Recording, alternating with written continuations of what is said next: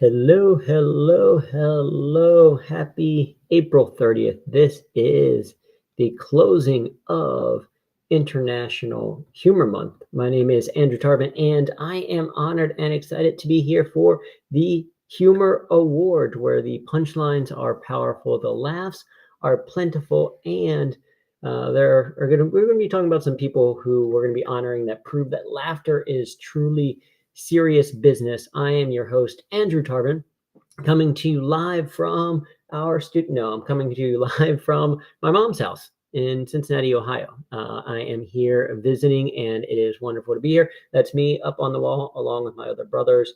That's my brother and my mom in one of those kind of fake Don Quixote kind of outfits, etc. And that's the TV where we do karaoke as a family sometimes. So coming to you live from my mom's house to celebrate the 2025 Humor Awards and to have some laughs, celebrate some great humor. Because obviously, the best celebration of an attempt at humor is some laughter and levity after you have shared or tried that humor. The second best celebration of it is these Humor Awards, I think. And so, if you are joining us for the very first time, again, welcome to the Humor Awards, where we want to honor and celebrate those people who are out there making a difference when it comes to levity, because humor might not always get the same spotlight in the workplace as, say, spreadsheets or strategy, but we all know the truth that people who make us laugh are often the same ones who help us to survive the hard days, to help us connect with each other, and to remember that even in chaos, joy is possible. In short, we ultimately want to recognize those who are making the world a little bit of a lighter and funnier place through our Humor Awards. Now, if you are not familiar with me, I'm your host, Andrew Tarvin. I'm the founder of Humor That Works, the current director of International Humor Month presented by AATH. I'm a 3-time TEDx speaker and a giant nerd. Although a friend of mine recently told me that I don't have to tell people that I'm a nerd because you can hear it in my voice. So that is absolutely true. Welcome. And yes, we are coming to you live. So whatever platform you are watching this from, certainly feel free to leave a comment, say hello, cheer on people as we celebrate the individual winners. A little bit of background about me. As we head into the awards, so you know where these kind of awards come from, is as mentioned, I am very much a nerd. Specifically, I'm an engineer, which means I'm obsessed with efficiency to the point that I was born 3 weeks early, because apparently even in the womb, I was like, I don't need a full 9 months. I'm ready to go right now. Also, one of the efficiency things that I do is when I get ready, I put on both my sock and then my shoe on my left foot, and then my sock and my shoe on my right foot. So I go sock, shoe, where I know a lot of people go sock, sock, shoe, shoe. In fact, I tried to teach this brand new efficiency technique to my 3-year-old daughter, and she looked at me like I was crazy. She was like, no, socks go on first, right? Anyway, obsessed with efficiency. So I went to The Ohio State University, got a degree in computer science and engineering, and afterwards graduated and started working at Procter & Gamble as an IT project manager. And it was at P&G that I started to realize that there's a difference between being efficient and being effective, right? Because you can be efficient with computers. You don't need to motivate them to work. You don't need to convince them to turn on. You don't need a cup of coffee before they start in the morning, right? But can't really be efficient with humans because they have emotions and feelings. And, I'm told as an engineer, you don't have to put those things in quotes. But I, as a stereotypical engineer, didn't necessarily have the skill set that I needed to be more effective with people. But luckily, I'd started doing improv and stand-up comedy that helped me learn how to be more effective with people using this skill of humor. And as I learned of all the incredible benefits of using humor, I started to wonder, why don't people use it more?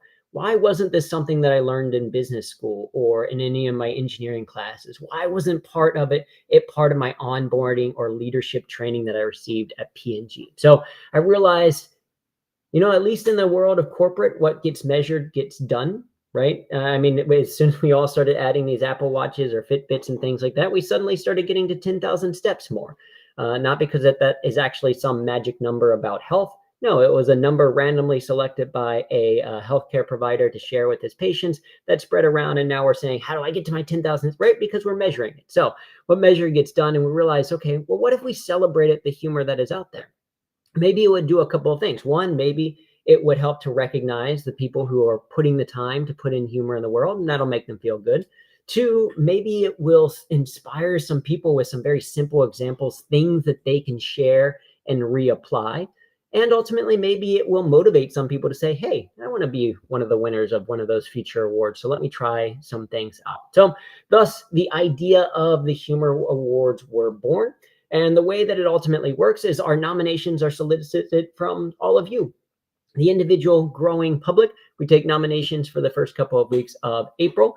Then we narrow those down submissions. The Humor That Works team narrows those down to 3 finalists per category. The guest judges, who we'll talk about in just a moment, ultimately vote on those particular individuals. And then finally, we announce the winners, which is happening today, right? The winner is mathematically selected, but humanly celebrated.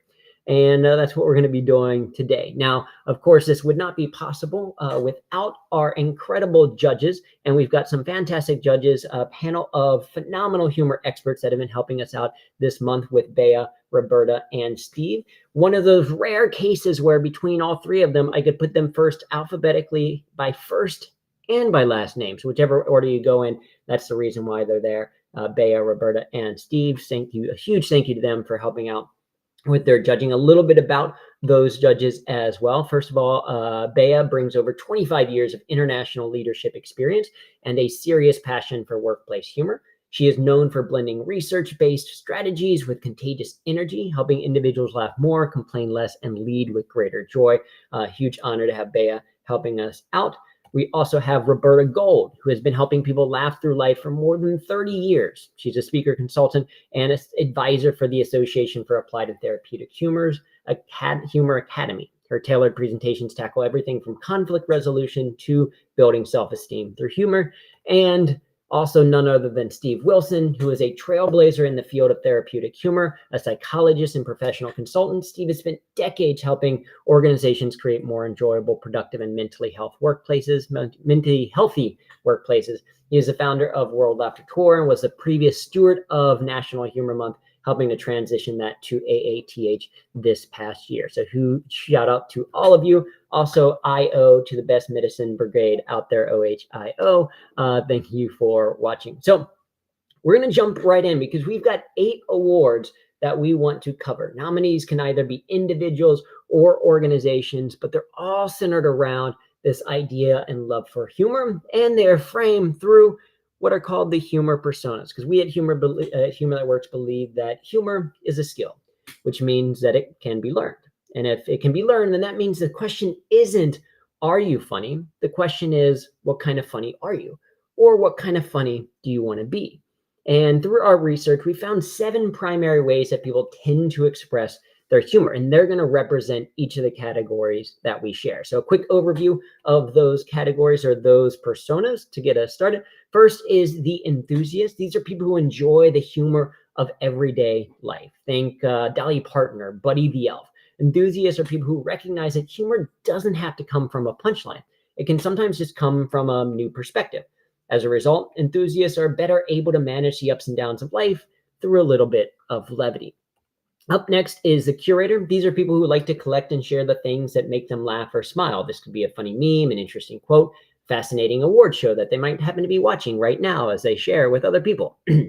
And as Buddha said, happiness never decreases by being shared, and neither does the hilarity of the perfect GIF in a group chat. And this is the idea of how we connect through ultimately things like memes. The third persona is the inventor. Inventors find satisfaction in creating humor from the things that happen to them, whether that's playing through scenarios in their head, building stories from their life events, or writing puns because it's a pun thing to do. They understand the importance of structure and comedic devices like the comic strip I used in the last sentence. Up next is the person who we think of when we quote unquote think of someone who is funny.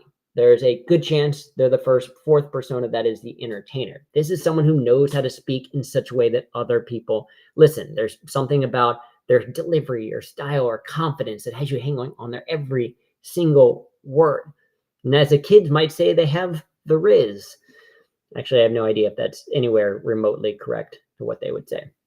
Up next is the engineer. Engineers strategically use humor to solve problems like gamifying tasks to make work a bit more fun or telling an audience they have a unique sense of humor, whatever it is, finding a way to solve problems using humor and the workplace, intentionally using it to be more productive, less stressed, and happier.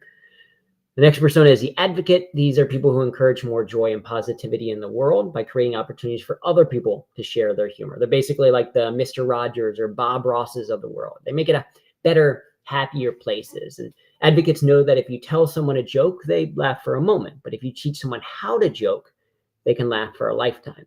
And finally, if you're none of those things, you might be a skeptic. Skeptics are aware of the dangers of using humor, and they know that what's funny to one person might not be funny to another person. So they do a good job of creating an environment where humor is positive and inclusive. And finally, if you have all of those things or the ability to switch between them, you might become what we call the whole humorist. This is someone who's able to adapt between each of the personas in the moment based on their goals, what's needed in the audience that is in front of them. So those create the basis for our 8 awards that we are giving out today to either individuals or organizations who we thought should be celebrated for 2025.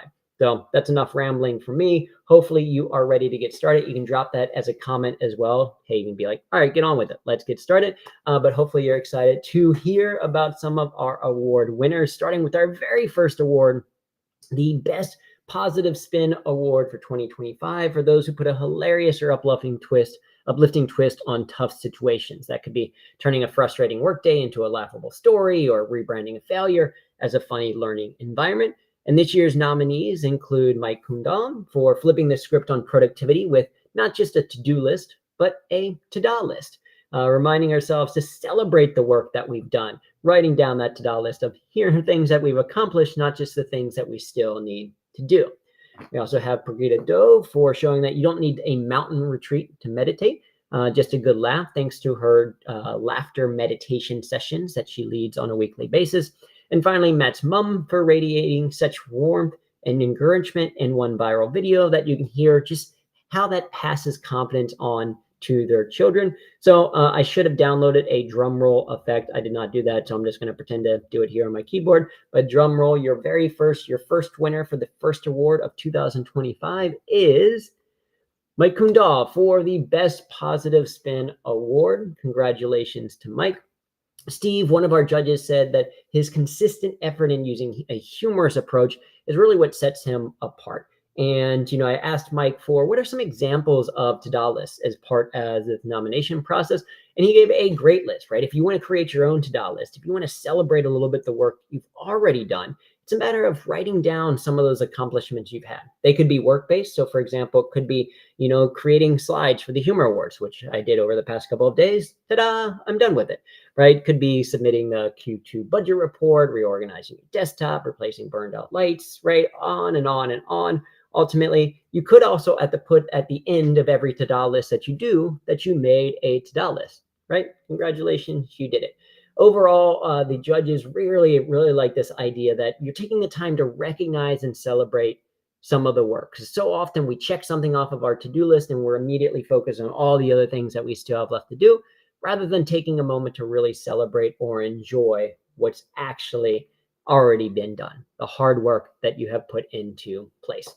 And as Mary says, yes, I love reading Mike's work through the AATH app. Absolutely, there's a lot of fantastic ways. Any one of these award winners that we talked about, even the nominees themselves, strongly encourage you to seek them out, learn a little bit more, because they're all putting people out, putting humor out in the world around you, not just on a singular basis like we're celebrating with the awards, but on a consistent basis as well. So that's our very first award, the Best Positive Spin Award. Next up, we have the Greatest Use of a Meme Award, basically the Humor Curator of the Year. And this is for people who effectively convey a message or connect with an audience or go beyond the laugh using curated humor, such as memes or quotations, things that they find from other people, but use it in a way to serve a larger purpose. The nominees for this year include Migley for turning a funny meme roundup into an unexpectedly insightful exploration of humor, proving that laughter and learning can absolutely go hand in hand. We also have the store Currys for creatively using a viral bottle kicking trend video to promote laptops, showing how humor and marketing can actually work as a perfect combo without having to be quote unquote funny or hire a comedian. And finally, Mary Beth, so much for using relatable memes to break down mental health stigmas and remind us that therapy isn't just important, it's a vital aspect of being human for many, many people. So, the winner of this year's Greatest Use of a Meme award goes to, I don't even know if you can hear that. Sounds like you can hear that. Maybe you can hear a little bit of that drum roll. Goes to Mary Beth so much. As our judge Roberta shared, using humor for mental health is embedded in her heart and soul and absolutely vital in terms of helping move past any stigma there is around mental health. To share a couple of examples of those curated memes, every single Monday, Mary Beth shares her Monday meme kind of collection where she's highlighting just funny ideas or concepts around the world within therapy from other people. So, for example, one week she started off with this quote that says, they should invent reverse trauma, like an event that's so positive it changes you for the better. And what I like about Mary Beth is that it's not just leaving that for humor, but also explaining in the comments, there's actually a therapy term for reverse trauma called a reparative experience. And it just starts the conversation. And as you can see from the results, over 5,000 likes on this collection of memes, which is just generating this conversation or making it more accessible to say, hey, this is something that we all may go through. Or if you're going through this, ultimately, you're not going through it alone. A few other examples of memes for that particular collection that I enjoyed include manipulators be like, yes, I hurt you, but now you hate me, so I am the true victim, right? Calling attention to the hypocrisy of that in a humorous way. And also, adult emailing culture is overthinking how polite you sound and forgetting to send the attachments, right? So just something kind of relatable to that idea that humor generates engagement, gets people to laugh, to listen, but now, hey, now they have a connection. Now they have, hey, I actually really resonate with this one particular meme. They can now reach out to Mary Beth or to other people to say, how do I explore this a little bit further? So a fantastic use of memes for more than just sharing with a friend to say, hey, this made me laugh. Up next is the Most Creative Content Award. This award goes to a piece of content that made us laugh out loud. It could be an internal email, a clever newsletter line, a witty LinkedIn post, or maybe a social media gem worthy of endless forwarding on, like we shared in the previous example. The nominees for this year include Dr. Bob, aka Eric Kramers, for blending humor and practical advice as a general practitioner, offering creative and sometimes questionable solutions to everyday problems like things like phone addiction, but done in a funny sketch format, perfect for social media. Also have YouTube user Synthet for delivering a musical explanation of a sound that we all recognize but can't name, making the learning both catchy and a bit unforgettable. And also to YouTuber Daniel Thrasher for crafting a hilarious self-aware take on creativity itself, proving that even unoriginal ideas can be presented and in original ways. So the winner for this year's award is, for Most Creative Content Award, we've got Daniel Thrasher. As Judge Bea said, he doesn't just entertain, he flips the frame on creativity itself. Watching him feels like getting a permission slip to create something, even if it's weird or wonky or wildly imperfect. And honestly, that's the kind of creativity the world needs a little bit more of right now. So that you get a sense of what it is that we're talking about, here is a little preview of the video that was nominated. Not the full thing, but just a little taste so you get an idea of it. Strongly recommend you check out Daniel Thrasher's work on YouTube. Finding some fun content across a whole myriad of subjects. So here we go. Let's take a look. I had this crazy dream last night that would make for an insane horror movie. Let's hear it. Picture this, all right? Blind monsters who can't see you, but they can hear you, so you have to be super quiet. Quiet? What? That's the plot of A Quiet Place. The idea is already taken. You know what, dude? You should write it anyway, right? I mean, it'll be good practice, and I'm sure yours will come out a lot different than A Quiet Place. Yeah, he's right. I mean, I'd rather write something original. It's okay, though. I've got other ideas. Like, for example, I have one about a cop who refuses to take bribes. Serpico, Al Pacino, 1973. Or maybe not, you know? I mean, just because the general premise is similar to an already existing thing, that doesn't mean you shouldn't write your own version of it. I want my ideas to be totally original. Okay, wait, what about a guy who hunts for ghosts? I hate to tell you, man, but that's Scooby-Doo. Somebody already did that. We haven't even heard the whole idea yet. No, he's right. That's totally Scooby-Doo. Dude, 90% of what makes a creative project good is how you execute it, okay? So just start writing. What about a guy who wakes up? That's The Matrix. What about a guy who... Forrest Gump. What about... The Prestige. God, he didn't even start talking. No, he's right. It's way too close to The Prestige. Dude. Mhm.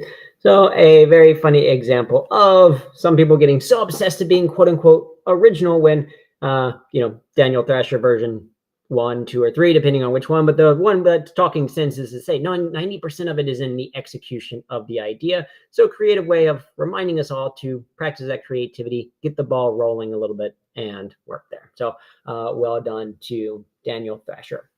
So up next, we have the Comedic Performance of the Year Award, aka the Humor Entertainer. And this award honors the standout performances that brought the funny. Maybe it was a set, a sketch, a song, TikTok video, presentation, TEDx talk, whatever it is, something that had you laughing out loud and something that reminds you, something that sticks with you as well. Our nominees for this year include Darius and Jay Bird for a clever take on modern day arguments with a little bit of older times language, so that from Shakespeare. The comedy duo Yumbo Dump, because sometimes comedic performances require perfect crafting of message plus delivery. Other times it just requires the right bellies, as Yumbo Dump kind of proves. And also to Matthew V for a powerful performance that can overcome even the oddest of lyrics, as proven in the song that really strikes a chord. That's a pun if you've seen that particular video, but we'll see. Also, I should note, as we're talking about these, posted on the Humor Awards website is a list to all of the nominees. So if you want to I want to learn more about a specific nominee, whether they won or not, you can check out more of those at thehumororawards.com, where you can find all of those details. But for this year, the comedic performance of the year was awarded to Yumbo Dump.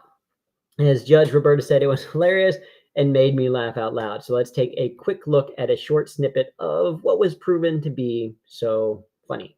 Here we go.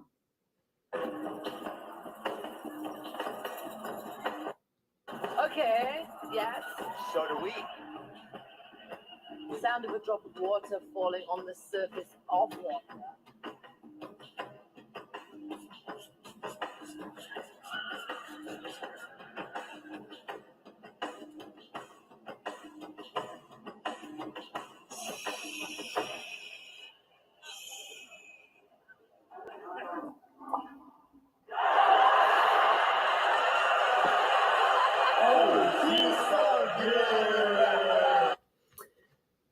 There is something that is so silly, but also so delightful about that. And it also, brings up a tremendous number of questions, the primary being one like, how did they discover that? Were they naturally wrestling already and they did it? Were they like, I wonder if we can do it? Like, what was the thought process that goes into that particular process?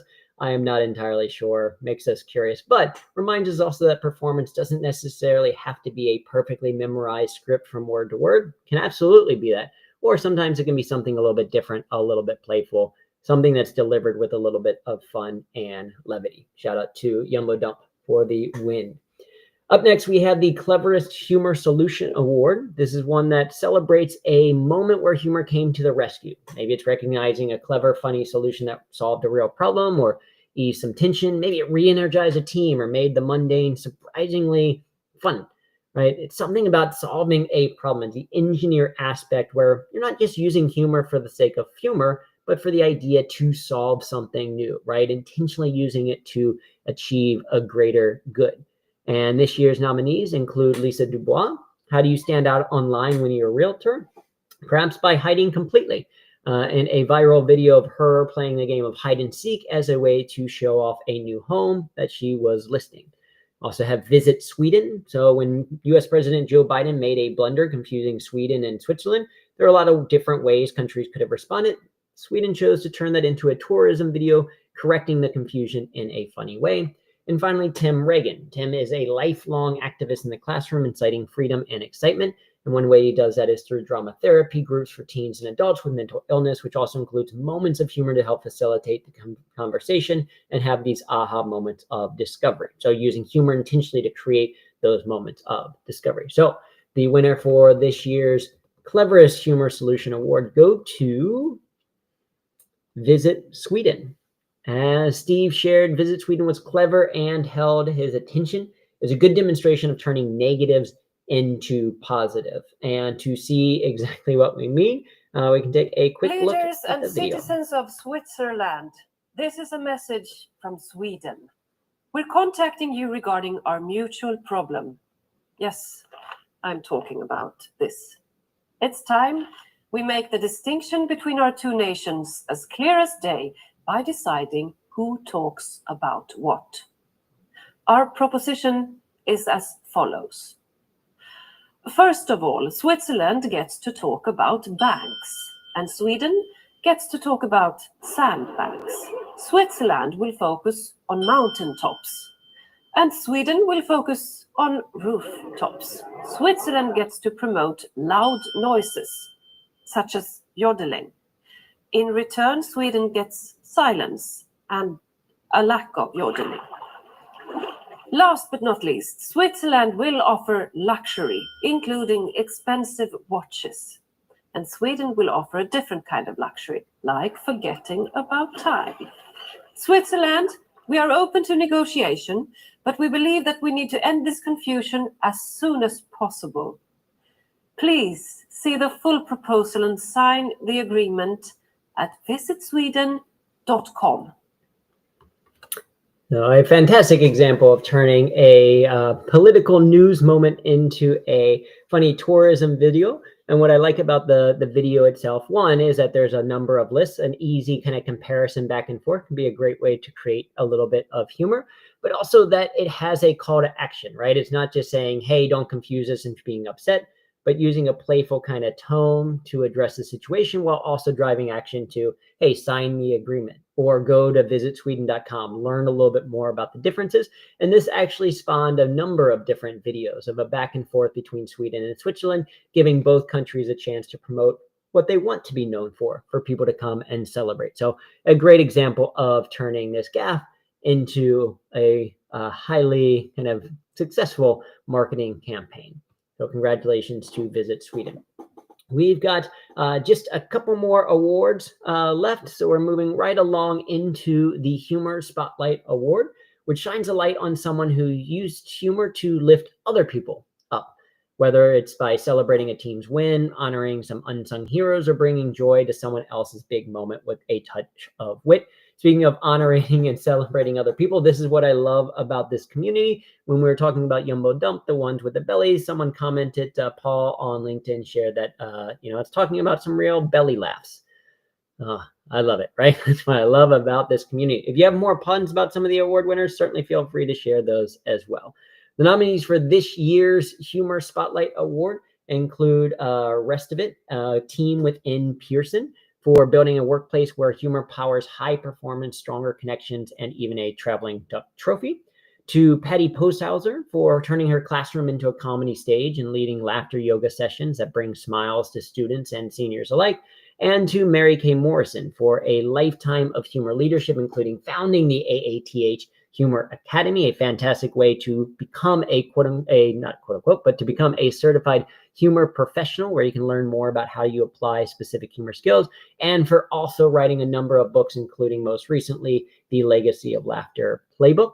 So, drum roll, please, as we award this year's Humor Spotlight Award to Rest of It, the team at Pearson. Bea said, I think Rest of It truly lives the idea that humor isn't just decoration. It's actually a daily tool for connection, resilience, and success. In a high-pressure technical environment, keeping people laughing and engaged is no small feat. And in a world where burnout is everywhere, there's proof that humor can fuel both joy and excellence. That's right. There's a number of things that Rest of It does every year on a humor basis. Some of the things that they shared include showing humor Things like kickoff Wednesdays with wuzzles, so a certain type of puzzles that they do in their Wednesday meetings. They also share dad jokes and quirky image find. They follow those up with Thwacky Thursdays, where team members can give verbal shout outs, what they call thwacks, to colleagues who help them during the week. They have a rotating traveling trophy seen here that has a duck. It's basically passed around for certain team members as they win or celebrate certain moments, and then it's personalized as those team members go on, and so much more. All of it proving that laughter is more than just a perk, but absolutely can be a productivity tool that anyone can learn how to use. And what's great about this is that from an organization level and from a team leadership level of rest of it, it's not just about saying the team leaders are the only ones using humor. It's getting everyone involved. The fact that everyone contributes to the trophy, or the fact that anyone can kind of post or share new themes or ideas, is a great way to say, hey, humor isn't a thing done to you. It's a thing that we can all do together. So congratulations to Rest of It at Pearson. Up next, we have the Keeping Humor Positive Award. And this award honors a specific moment where someone stepped up and stopped inappropriate humor in its tracks, gracefully, boldly, maybe even with a touch of humor itself. It's about holding the line, right? Because at least at Humor That Works and the Applied Association of Therapeutic Humor, AATH, and the Humor Awards, we're looking to celebrate positive, inclusive humor, the humor that goes beyond just a laugh and lifts up other people. So it's not by punching down, it's not by aggressively going after different people, but by creating that moment. But as we know from humor skeptics, sometimes that's not always the case with everyone. So we need to make sure that we feel comfortable, that we can recognize when humor is appropriate and when it is not, and celebrate those who help us to find that space. So this year's nominees include comedian Anthony Jeselnik for explaining the real difference between telling a joke and just being a troll, showing that comedy still requires a lot of craft and care.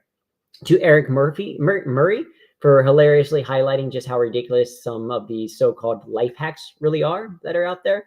And to Alonzo Clark for teaching us the proper etiquette for memes, because if a friend sends you a funny one, you should appreciate it, whether you've actually seen it or not. So the winner of this year's Keeping Humor Positive Award goes to Anthony Jeselnik. As Roberto shared, Anthony explained it very well, the difference between being a troll and being an actual comedian. And Bea added that everyone has their own style of humor and their own tolerance levels, and that's okay. But there's a big difference between real humor and being a troll. And that's why Anthony's message is so important. He reminds us that good comedy isn't just about getting a reaction. It's about understanding where the line is and having the skill and the guts to ultimately respect it. Now, if you are familiar with Anthony Jeselnik's stand-up comedy style, you might be a little bit surprised because he tends to be a somewhat aggressive or uses very dark humor.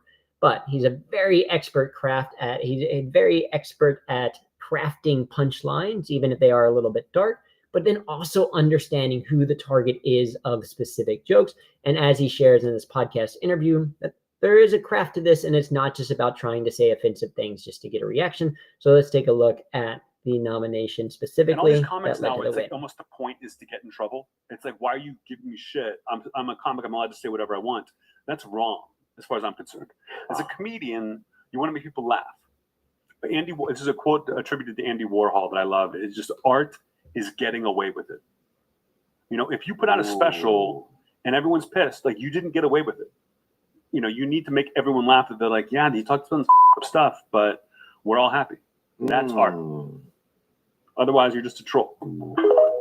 Otherwise, you're just a troll, right? A great example to say, some people think of this as a mindset of like, no, it's my job to overstep the line. No, I'm just saying I'm just edgy and out there. You can't, like, no, the art is getting away with. The art is knowing how to do it in a way and to be able to talk about quote unquote taboo subjects, but in a way that people feel okay with it. Something that Anthony is very, very good at. So congratulations to Anthony, and also recognition for calling out those people who many people might be inspired by his style of comedy, think that they can easily do it, but not understanding that there is a lot of nuance in that style of humor. And finally, that brings us to our last award of the year. This is the Humorist of the Year award, someone who represents all of those personas and is able to adapt through them as they go through. Ultimately, it honors someone who embodies the power of humor in every way: clever thinking, kind leadership, contagious joy, and real-world impact. They don't just crack jokes, they crack open possibility. And they make the world a better place, one laugh at a time. This year's nominees include Roberta Gold for showing up every week, every day, even with a broken leg, to lead others in laughter, connection, and joy through Zoom sessions, newsletters, and pun-filled support groups. Also to Robin Phoenix for founding Heal Areas, a bold and compassionate initiative using humor to support mental health and suicide prevention for veterans and first responders. And Bea Binge for championing humor as a mindset through global workshops, daily fun framing, and training future ambassadors to spread laughter with intention and impact. Now, for those of you following along closely, you might notice two of those names sound particularly familiar. Both Roberta Gold and Bea are judges for this year's awards. And we had some internal discussions here at Humor That Works to say, okay, well, first of all, they're judges. Should they be removed from the process, right? Should we not actually include them? Because there's, are they going to vote for themselves? Are they going to be kind, not vote for each other? We're not entirely sure. Ultimately, we decided we wanted to keep them as fair nominees for the award because, first of all, the judges are pre-selected long before any nominations are actually kind of received. The judges themselves never see any of the nominations until it gets to the finalist stage. And we don't want to discount someone because they're kind of creating humor out there in the workplace to begin with, right? They are doing the things, volunteer, creating a spotlight. They're willing to kind of be a judge. We don't necessarily want to punish that level of engagement by saying, hey, no, now you can't win this award. So we decided to keep things open. Roberta and Bea both removed themselves from the voting process. So Steve, myself, as well as a few other people within the AATH and Humor That Works team ultimately voted, deciding on who was the winner. Now, more so than any other category, as is true of some categories, but also particularly with this category, every single one of these people absolutely worthy of winning. But we had one digital certificate to put a name on, so we're limiting it to just one. So this year's Humorous of the Year award goes to Roberta Gold.